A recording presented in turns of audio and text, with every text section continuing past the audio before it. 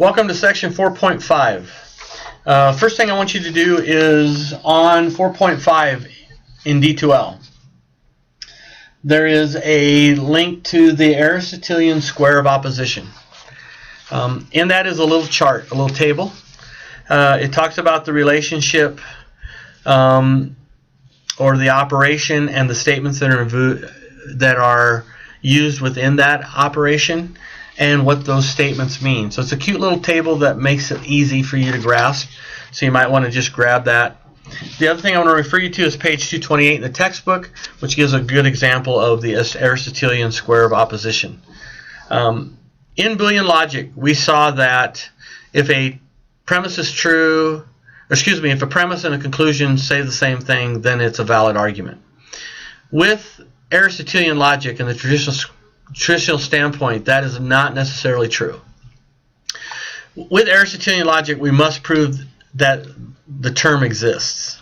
So it has to be something that exists. It can't be a unicorn, a leprechaun, a UFO, a space alien, a fairy, etc. Okay, and so understanding that it must exist, we can make some inferences using the traditional square. With the traditional square of opposition, it works just like the modern square when it comes to contradictories. If A is a true statement, O must be false.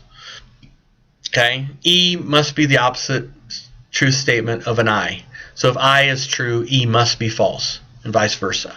Okay, so we understand that. So let's move on. We're going to add four sets, but three different things. Up on the top, we're going to have what we call here the contrary. This is a contrary operation from A to E.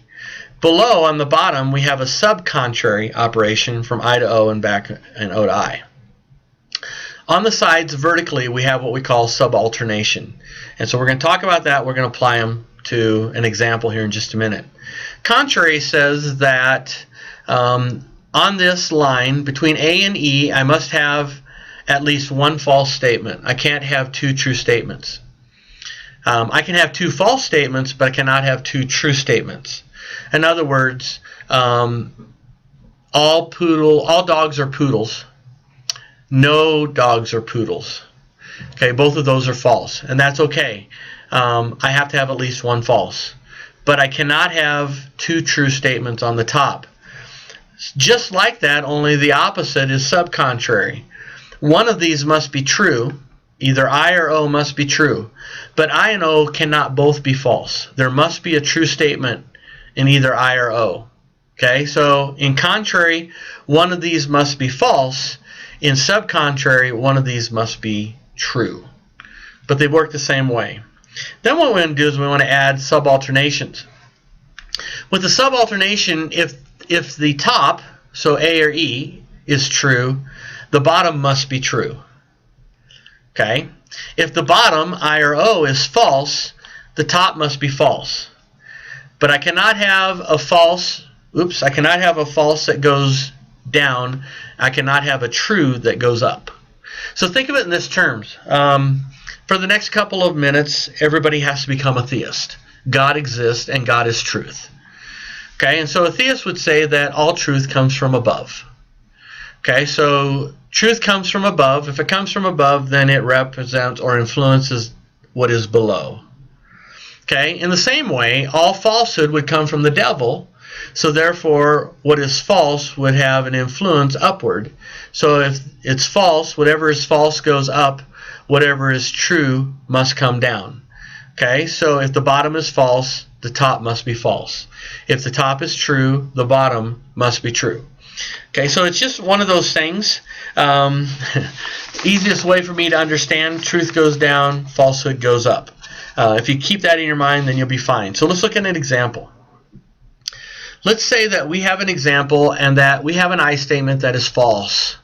So using contradictory, what will we get? Okay, if this is false right here, contradictory, this must be a true statement, right? Contradictory. So we understand what we have here. Okay, so now what we want to do is we want to think of it in the terms of subalternation and contrary. So subalternation says that if this is false, what should A be? Okay? And contrary tells us that if this is true, one of the statements on the contrary must be false. So if false has to go up, and if this is true, then we cannot have true statements, therefore that has to be false. We would see then that subalternation and contrary both agree that A has to be false. Okay? Now, the contradictory, so going from A to O, what's that tell us? If A is false, O should be. If we look at it from the subalternation perspective, if E is true and truth goes downward, then O must be. And if we look at it from the subcontrary, we cannot have two false statements. Therefore, if I is false, O must be true. Then contradictory, subcontrary, and subalternation all give us that O is true. Okay, so you understand how that works. I'm just hoping that you put it together and you get a grasp of how that works. So let's look at another example.